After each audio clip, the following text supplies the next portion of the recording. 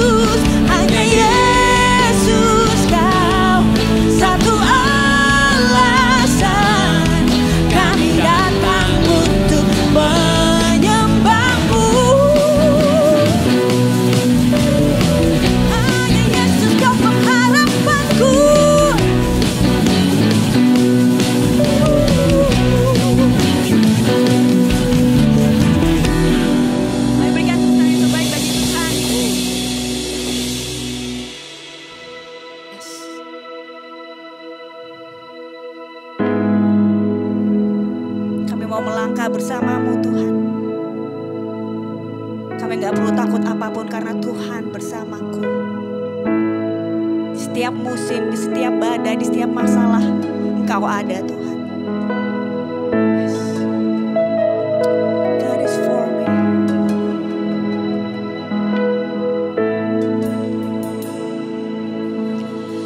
Your love is stronger than my fear. Yes.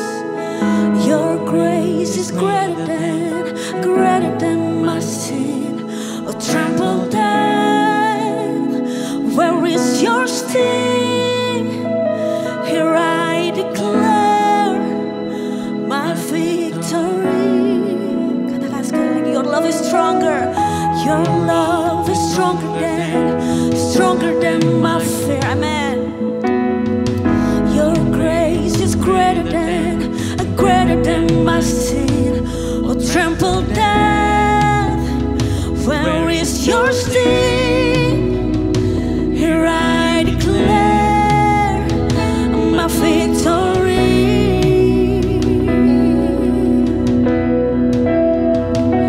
Even when the mountains tremble, even when the storms come my way, even in the darkest night, you'll never let me go. Jesus, you're my rock and anchor. You're the one who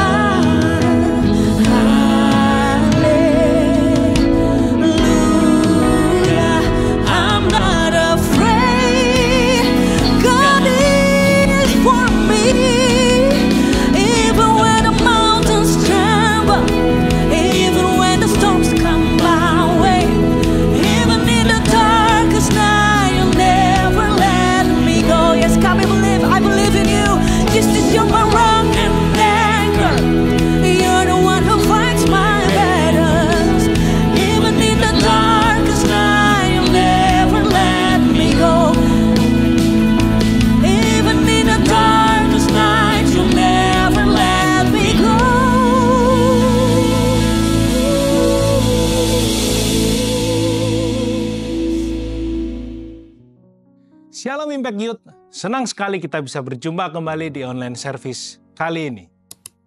Teman-teman semua, kehidupan kita tidak pernah terlepas dari yang namanya keuangan. Dari kita kecil, ketika kita mulai masuk sekolah, kita diberikan uang saku oleh orang tua kita untuk kita bisa beli makanan atau snack ketika jeda waktu pelajaran. Semua ketika kita membeli makanan atau minuman, itu semua memerlukan uang. Bahkan ketika kita masuk bangku kuliah, terus kemudian kita masuk dunia pekerjaan, kita semua bekerja dengan satu tujuan untuk kita mendapatkan pemasukan, yaitu uang. Nah, ketika saya dulu masih bangku SMA, saya dengan teman saya pernah berkolaborasi atau bekerja sama. Kami menjual beberapa barang yang teman kami produksi untuk tujuannya untuk kami mendapatkan tambahan uang saku. Dari keuntungan yang didapat walaupun tidak banyak waktu itu, tapi kami kumpulkan untuk bisa mendapatkan tambahan uang jajan, atau ketika akhir minggu kami bisa keluar tanpa harus kami meminta uang saku dari orang tua kami. Untuk mendapatkan uang itu menjadi salah satu naluri dari setiap kita manusia. Seperti cerita saya tadi, tanpa ada yang mengajari kami. Memang kami melihat orang tua kami bekerja, tapi tanpa ada yang mengajari bagaimana harus membuka sebuah usaha, bagaimana harus cara berjualan. Kami memiliki naluri, pokoknya kami menjual dengan harga, kami mendapatkan barang dari harga sekian, kami menjual dengan harga sekian, dengan keuntungan yang wajar, kami jual. Menjadi sebuah naluri dalam kehidupan manusia untuk dia mendapatkan uang. Nah, firman Tuhan juga berkata bahwa uang itu bukanlah hal yang salah dalam Alkitab. Mengumpulkan uang, mendapatkan uang itu bukanlah hal yang salah. Uang bukanlah hal yang haram bagi Alkitab. Kalau kita membaca dari kisah perjanjian lama sampai perjanjian baru, semua pernah diceritakan bagaimana ada transaksi yang berhubungan dengan keuangan. Ketika Abraham ingin menguburkan Sarah istrinya, dia ingin membeli ladang di sebuah masyarakat untuk dia menguburkan Sarah. Dan ketika masyarakat memberikan tanah itu, Abraham menolak. Abraham tidak mau mendapatkan secara cuma-cuma. Abraham mau membeli ladang itu dengan uang. Untuk menjaga supaya tidak terjadi sengketa di berikutnya atau ada rasa hutang budi terhadap masyarakat sekitar, Abraham tidak mau. Dan di tempat itulah setelah Sarah dikuburkan, Abraham pun dikuburkan di tempat itu. Menjadi hak milik dari Abraham. Karena Abraham telah membeli lahan itu dari masyarakat sekitarnya. Nah, apa yang Alkitab katakan tentang hal keuangan? Apa yang bisa kita pelajari dalam Alkitab mengenai keuangan? Yang pertama, Alkitab mengingatkan kita bahwa dalam hal keuangan, kita ini adalah pengelola. Kita bukanlah pemilik sepenuhnya dari keuangan yang kita terima. Dalam Pengkhotbah 7 ayat yang ke-12 dikatakan, karena perlindungan hikmat adalah seperti perlindungan uang. Dan beruntunglah yang mengetahui bahwa hikmat memelihara hidup pemilik-pemiliknya.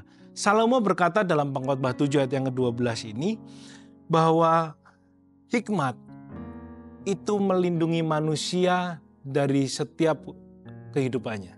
Dan itu disamakan ternyata uang itu juga menjadi pelindung bagi manusia. Bagi sebagian besar orang, bahkan mungkin mayoritas dari masyarakat, dari kita manusia, uang itu seperti perlindungan bagi kita.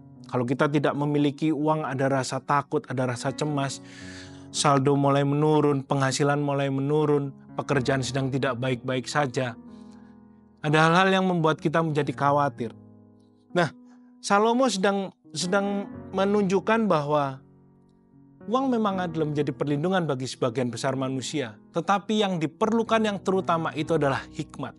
Kenapa hikmat yang diperlukan lebih utama daripada uang? Dan dikatakan bahkan beruntunglah yang mengetahui bahwa hikmat memelihara hidup pemiliknya. Kalau tadi disejajarkan dengan uang, memang betul dengan adanya uang itu akan memelihara dalam kehidupan sehari-hari kita. Kita bisa membeli kebutuhan sehari-hari kita juga bisa mengembangkan usaha kita, bahkan mungkin kita bisa menolong orang lain dengan keuangan kita. Tapi Salomo sedang menekankan bahwa hikmat itu lebih penting dari keuangan. Karena tanpa hikmat, kita tidak akan pernah bisa mengelola keuangan kita dengan baik. Tanpa hikmat Allah, kita tidak akan pernah bisa mengelola keuangan kita dalam takut akan Tuhan. Uang memang bukan segalanya dalam kehidupan kita. Tetapi segala sesuatunya itu memerlukan uang untuk kita melakukan transaksi. Oleh karena itu diperlukan hikmat dari Tuhan untuk kita ini menjadi pengelola-pengelola atas setiap berkat yang Tuhan percayakan kepada kita. Dalam 1 Timotius 6 ayat yang ke-10, Paulus berkata begini kepada Timotius, akar segala kejahatan ialah cinta akan uang. Akar segala kejahatan itu bukan ada di uangnya, tetapi akar segala kejahatan itu ada di rasa cinta akan uang. Rasa cinta itu berbicara ada rasa sayang, rasa memiliki, ini milik saya tidak mau berbagi dengan orang lain. Ketika merasa memiliki, akan dipegang dengan kuat, tidak akan dilepaskan, tidak akan rela untuk dilepaskan. Itu adalah rasa cinta. Ketika kita, rasa cinta bukan hanya berbicara kepada pasangan atau kepada sesama manusia atau kepada orang tua, tapi juga rasa cinta itu juga berbicara terhadap rasa memiliki terhadap barang atau terhadap hobi. Mungkin kita memiliki hobi-hobi tertentu yang memerlukan banyak uang dan kita butuh effort untuk melakukan hobi kita. Karena kita cinta terhadap hobi tersebut, kita akan menyiapkan waktu, kita juga akan menyiapkan diri kita dengan baik untuk kita bisa melakukan aktivitas hobi kita. Nah, demikian juga dengan ketika dikatakan kita cinta akan uang, kita akan memiliki rasa terpikat terhadap uang tersebut. Dan ketika kita terpikat, kita akan berusaha semaksimal mungkin bagaimana untuk kita bisa mendapatkannya. Bagi kita anak-anak muda, ketika kita suka terhadap lawan jenis kita, dan kita mulai mendekati dia, kita mulai terpikat mungkin dengan kecantikan atau kegantengannya, atau mungkin dengan kedewasaannya dia, atau mungkin dengan sikap baiknya kita. Dan ketika kita mulai terpikat, kita mulai penasaran, kita ingin mendekati dia. Dan ketika kita sudah dekat dengan dia dan ternyata gayung bersambut, bisa menjadi dalam tanda kutip pacar kita akan ada rasa memiliki terhadap dia. Ada rasa cemburu. Kemudian bahkan ada rasa khawatir, kalau ada yang mendekati lawan jenis yang mendekati kita menjadi merasa insecure. Wah, jangan-jangan ini mau merebut pasangan saya. Demikian juga dengan uang, ketika kita cinta terhadap uang, ketika kita terpikat dan hati kita sudah memiliki uang, kita juga tidak akan mudah melepaskannya dan akhirnya berdampak buat kita akan menjadi khawatir. Ketika keuangan kita mulai menurun, atau mungkin tempat kita bekerja kondisinya sedang tidak baik-baik saja, kita akan mulai ada rasa cemas, rasa was-was, rasa khawatir mulai ada dalam kehidupan kita. Nah, ini yang Tuhan tidak mau terjadi dalam kehidupan kita. Ketika kita mulai memiliki rasa memiliki yang kuat bahwa uang ini adalah milik saya, uang ini adalah milik pribadi saya. Tanpa kita sadari bahwa sebenarnya berkat yang kita terima itu bukan hanya sekedar uang. Tapi berkat yang kita terima itu ada kesehatan, pekerjaan yang kita bisa lakukan, keluarga yang ada di sekitar kita, teman-teman yang ada di sekitar kita, itu adalah berkat dari Tuhan. Tapi ketika hati kita memiliki rasa cinta akan uang, itu bisa akan menghapuskan rasa sayang kita, rasa peduli kita kepada sesama kita. Nah, apa yang perlu kita ketahui supaya kita tidak memiliki rasa cinta yang berlebihan terhadap uang? Sadarilah bahwa kita semua ini adalah pengelola dari berkat Tuhan. Kita ini bukanlah pemilik penuh dari berkat Tuhan. Ketika kita menyadari bahwa kita ini adalah pengelola dari berkat-berkat Tuhan, kita akan memperlakukan berkat-berkat Tuhan ini juga dengan baik. Kalau kita adalah pengelola, ketika kita dipercaya, berarti ada orang yang mempercayakan itu. Siapa yang mempercayakan? Yang mempercayakan itu adalah Tuhan. Begitu kita sebagai pengelola, kita sebagai orang yang dipercaya tidak bisa mengelola dengan baik, digunakan untuk keinginan pribadi kita, dihabiskan untuk ego kita. Dan ketika kita mulai tidak bisa dipercaya, jangan kaget jika sang pemberi berkat itu mulai menarik berkat-berkatnya kepada kita. Tujuannya bukan apa? Bukan dia jahat. Tujuannya adalah supaya hati kita tetap terpaut dengan sang pemberi berkat. Tuhan tidak mau hati kita terpikat, terpaut, memiliki sepenuhnya terhadap berkat yang Tuhan berikan. Berkat yang Tuhan berikan buat kita itu harusnya kita salurkan untuk menjadi berkat bagi orang lain. Bukannya hati kita justru terpikat dan merasa memiliki Dan itu akhirnya membuat kita semakin jauh dari Tuhan. Tuhan tidak pernah mengizinkan hal itu terjadi dalam kehidupan kita. Makanya Rasul Paulus memperingatkan Timotius, anak rohaninya di masa mudanya dia. Akar segala kejahatan itu ialah cinta akan uang. Bukan uangnya, tapi rasa cinta terhadap uangnya. Pastikan dalam diri kita masing-masing bahwa hati kita itu selalu terpaut dengan Tuhan. Bukan terpaut dengan berkat-berkatnya Tuhan. Sadarilah bahwa kita ini hanyalah pengelola yang Tuhan percayakan atas berkat kita. Jadi bukan tentang seberapa banyak harta yang kita miliki, seberapa banyak penghasilan yang kita miliki. Ketika hati kita terpaut dengan berkat yang Tuhan berikan, itu akan membuat kita menjadi orang yang sombong, akan membuat kita menjadi orang yang kikir, menjadi orang yang pelit, menjadi orang yang tamak. Tetapi ketika hati kita berpaut kepada Tuhan, dan ketika Tuhan percayakan berkat yang besar buat kita, berkat yang banyak buat kita tahu ini bukan milik kita, kita akan menyalurkan kembali untuk menolong sesama kita, untuk menjadi berkat bagi sesama kita, untuk menolong orang-orang yang di sekitar kita. Sadarilah yang pertama bahwa kita ini adalah pengelola dari setiap berkat Tuhan. Kemudian yang kedua, Alkitab mengatakan bahwa soal keuangan ada dua pilihan. Antara kita yang menguasai keuangan kita, atau kita yang dikuasai oleh keuangan kita. Pengkhotbah 5 ayat yang ke-9 berkata, siapa mencintai uang tidak akan puas dengan uang. Siapa mencintai kekayaan tidak akan puas dengan penghasilannya. Ini pun sia-sia. Salomo berkata, ada hal yang kontradiktif yang Salomo angkat dari ayat ini. Mencintai uang itu tidak akan puas dengan uangnya. Mencintai kekayaan tidak akan pernah puas dari penghasilannya. Dikatakan dengan sangat jelas bahwa ketika kita mencintai uang, ketika kita mencintai kekayaan kita, yang ada dalam kehidupan kita, dampaknya adalah rasa tidak pernah puas dengan apa yang kita punya.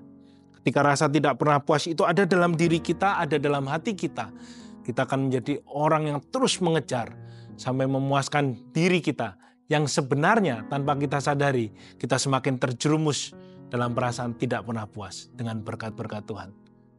Yang akan menjadikan kita menjadi orang-orang yang tamak. Jadi pilihannya ada dua, kita yang menguasai berkat Tuhan, atau justru kita yang dikuasai oleh berkat Tuhan dalam hal keuangan. Kalau kita yang menguasai uang kita, maka kita akan dapat mengelola keuangan kita dengan baik.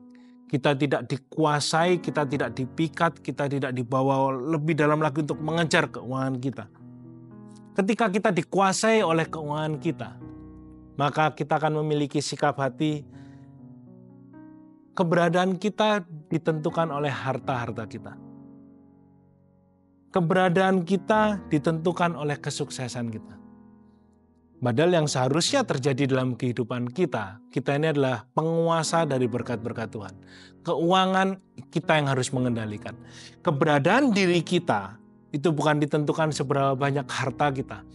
Pengakuan atas diri kita itu bukan ditentukan oleh seberapa suksesnya kita, seberapa tinggi karir kita.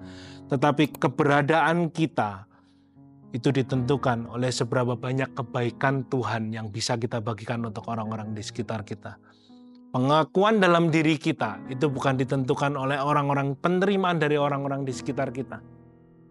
Tapi justru pengakuan yang harusnya kita kejar itu adalah perkenanan Tuhan atas hidup kita. Apa yang kita kejar dalam kehidupan sehari-hari kita, teman-teman? Apa yang Anda sedang kejar dari karir pekerjaan Anda? Apa yang sedang Anda kejar dengan profesi yang sedang Anda geluti? Apa yang sedang Anda kejar dengan bisnis yang sedang Anda bangun? Apakah itu untuk rasa pride diri Anda? Untuk mengangkat rasa penerimaan diri Anda? Atau justru kita berpikir kalau Tuhan mempercayakan pekerjaan buat saya, Tuhan mempercayakan sebuah bisnis yang baru buat saya akan mempergunakan ini untuk menjadi berkat, untuk bisa menampung semakin banyak orang bekerja dengan saya, untuk mereka juga bisa hidup, menghidupi keluarga mereka, menghidupi pribadi mereka, dan kita bisa menceritakan kebaikan Tuhan atas hidup mereka. Selama yang kita kejar itu hanya untuk diri kita sendiri, maka sebenarnya kita sedang dikuasai oleh keuangan kita. Tetapi ketika kita bisa melihat bahwa apa yang ada di dalam diri kita itu hanyalah titipan dari Tuhan, kita sedang bisa menguasai harta kita. Dan kita akan bisa berkata cukup atas setiap berkat Tuhan. Yang ada, kita akan mengembangkan setiap pekerjaan yang Tuhan percayakan, kita akan mengembangkan setiap berkat yang Tuhan percayakan untuk memuliakan nama Tuhan. Dan yang ketiga, kita harus menyadari bahwa Yesus itu adalah pemilik segalanya dalam kehidupan kita. Dalam Roma 14 ayat 7 sampai ke 8, saya akan membacakan dalam terjemahan sederhana Indonesia. Tidak seorang pun di antara kita yang hidup atau mati untuk dirinya sendiri. Bila kita hidup untuk memuliakan Tuhan. Dan bila kita mati, kita juga mati untuk memuliakan Tuhan. Jadi baik hidup maupun mati, kita melakukan segala sesuatu untuk memuliakan Tuhan. Karena kita adalah milik Tuhan. Kehidupan kita ini sangat singkat, teman-teman. Kalau kita berkata umur kita di dunia ini 70 sampai 80 tahun. Lebih dari itu semua adalah bonus berkat dari Tuhan untuk kehidupan kita. Masa usia produktif kita sampai berapa lama? Survei survei yang dilakukan menceritakan bahwa usia produktif manusia itu antara usia 25 tahun sampai 60 tahun. Usia masa pensiun di Indonesia itu mulai ada di usia 55 tahun atau sampai di 60 tahun. Itu adalah usia produktif kita. Nah, masa-masa produktif yang Tuhan percayakan kepada kita akan gunakan kalau kita tidak menyadari bahwa hidup kita ini sepenuhnya adalah milik Kristus. Kita akan mempergunakan waktu-waktu yang ada itu untuk mengejar keegoisan kita. Kita akan pergunakan untuk mengejar apa yang menjadi ambisi kita. Sadarilah bahwa kehidupan kita ini bukan tentang apa yang ketika kita ada di muka bumi ini. Apa yang kita kerjakan selama Tuhan percayakan umur dalam diri kita, itu kita gunakan untuk mempersiapkan kehidupan sesudah kita ada di muka bumi ini. Yaitu apa? Keselamatan kekal. Kerjakanlah keselamatan kita dalam takut dan gentar akan Tuhan. Hidupilah kebenaran-kebenaran firman Tuhan dalam setiap kehidupan kita. Ketika kita menyadari bahwa hidup dan mati ini seharusnya kita pergunakan untuk memuliakan nama Tuhan, maka kita akan mempergunakan waktu-waktu kita yang ada ini dengan bijaksana. Ketika kita menyadari bahwa hidup kita ini sepenuhnya adalah milik dari Kristus, kita tidak akan sembarangan dalam mempergunakan kehidupan kita. Selama kita tahu bahwa usia kita ada di muka bumi ini adalah kepercayaan yang dari Tuhan, kita akan mempergunakan waktu-waktu yang ada ini untuk berkarya demi kemuliaan nama Tuhan. Kita akan mencari uang, kita akan bekerja dengan baik. Tujuannya untuk apa? Untuk bisa menjadi berkat bagi orang lain. Tentunya kita bekerja untuk mencukupi kebutuhan pribadi kita, itu tidak salah. Tetapi ketika kita mengumpulkan harta yang banyak untuk memenuhi ambisi kita, atau untuk mengangkat, ini saya bisa, saya orang yang kaya, saya orang yang berhasil. Hati-hati, jangan-jangan uang sudah menjadi tuan dalam kehidupan kita, bukan lagi Tuhan yang menjadi tuan dalam kehidupan kita. Pastikan bahwa kita menyadari bahwa Yesus adalah pemilik segalanya dalam kehidupan kita. Dia rela datang ke dunia, mengambil rupa manusia karena cintanya terhadap saya dan saudara. Karena rasa sayangnya dia, karena kita ini adalah milik Kristus. Sampai dia rela datang ke dunia, mengambil rupa manusia, dan menyerahkan dirinya mati terkutuk di atas kayu salib untuk menjadi tebusan bagi saya dan saudara. Supaya kita diperdamaikan dengan Allah, supaya kita diperdamaikan dengan Bapa Sang Pencipta kita, supaya rupa dan gambar Kristus itu ada dalam kehidupan kita. Jadi pastikan bahwa setiap berkat yang kita terima dari Tuhan, kita bisa menjadi orang-orang kepercayaan yang bisa mengelola dengan baik dalam hal keuangan kita. Dan kita juga pastikan bahwa kita bisa menguasai berkat-berkat Tuhan dengan baik untuk kita pergunakan untuk menjadi berkat bagi orang lain. Dan dengan kesadaran penuh bahwa kita ini hidup sepenuhnya adalah milik Kristus. Pergunakan hidup kita dengan sebaik mungkin, dengan takut akan Tuhan. Dengan penuh tanggung jawab, apa yang Tuhan sudah percayakan dalam diri kita. Potensi apa yang Tuhan sudah percayakan dalam diri kita, skill apa yang Tuhan sudah percayakan dalam diri kita, kemampuan apa yang Tuhan percayakan kepada kita, mari kita pergunakan bukan hanya untuk sekedar mendapatkan keuntungan, tapi mari kita pergunakan juga untuk memuliakan nama Tuhan. Lewat apa yang kita kerjakan, karya apa yang kita perbuat, itu selalu memuliakan nama Tuhan dan menjadi berkat bagi mereka. Menjadi berkat bagi sesama kita. Mari kita sama-sama berdoa. Tuhan, kami mengucap syukur untuk segala kebaikan-Mu dalam kehidupan kami. Kami bersyukur buat waktu yang Tuhan sudah berikan untuk kami boleh mengikuti ibadah online pada hari ini. Tuhan, biarlah apa yang hamba sudah beritakan, ini bukan hanya sekedar menjadi wawasan atau masukan buat setiap kami, tapi boleh kami memahami bagaimana kami boleh mengelola keuangan kami boleh menjadi orang-orang yang bisa menguasai setiap berkat yang Tuhan berikan, dan kami boleh menjadi orang-orang yang menyadari bahwa Yesus itu satu-satunya pemilik dalam kehidupan kami. Sehingga apa yang kami kerjakan, apa yang kami lakukan, dan setiap berkat yang Tuhan berikan buat kami, itu semua kami kembalikan untuk memuliakan nama Tuhan. Tuhan, meteraikan setiap firman-Mu, dimanapun anak-anak muda-Mu Impact Youth berada, Tuhan sertai, Tuhan tutup bungkuskan saudara-Mu. Berkati dalam studi mereka, berkati dalam pekerjaan mereka, berkati dalam perjodohan dan juga masa depan mereka. Dan kami serahkan semuanya ke dalam tangan Tuhan, hanya di dalam nama Tuhan Yesus Kristus, kami telah berada dan mengucap syukur, haleluya. Amin.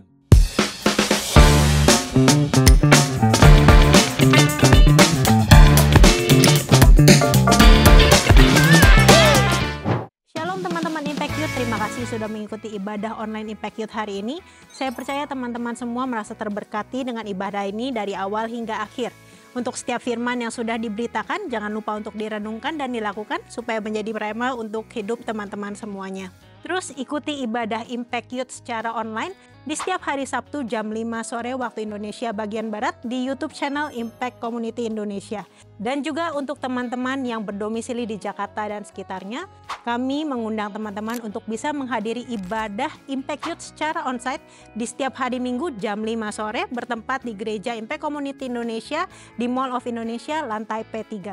Impact Youth tidak hanya memiliki ibadah secara onsite dan juga online, tetapi kami juga memiliki komsel onsite dan online yang bernama Impact Family.